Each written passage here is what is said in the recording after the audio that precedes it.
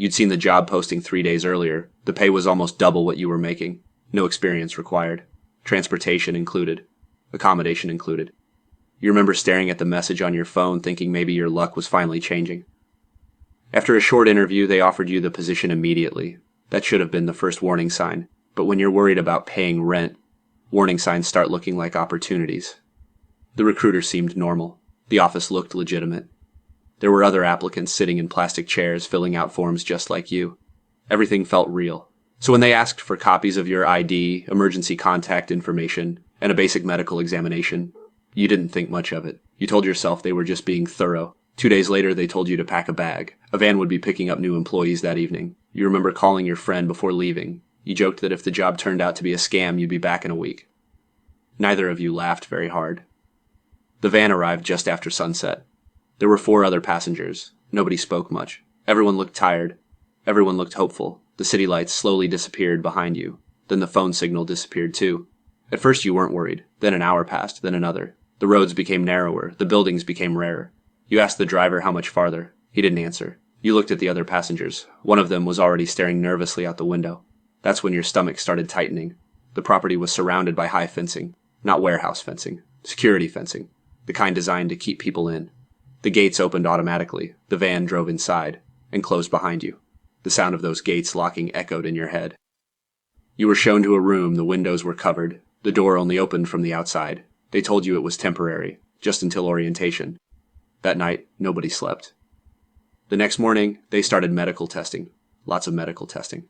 Blood samples, urine samples, blood pressure checks, heart monitoring, ultrasounds, questions about surgeries, questions about family medical history, questions about alcohol use, questions about smoking, questions that felt strangely specific. You asked why so many tests were necessary for warehouse work. The nurse smiled.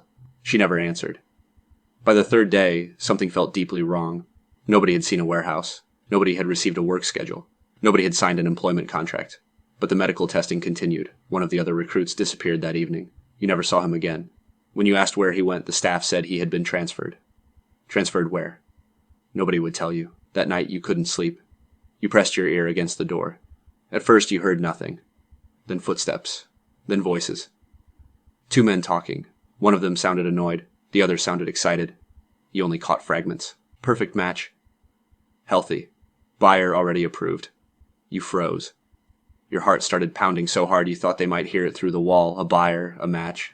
Suddenly every medical test made sense. Every blood sample. Every question. Every locked door. You weren't employees. You were inventory. The next morning, nobody spoke during breakfast. Everyone looked terrified. Everyone knew. Nobody wanted to say it out loud. Later that afternoon, a guard brought food to your room.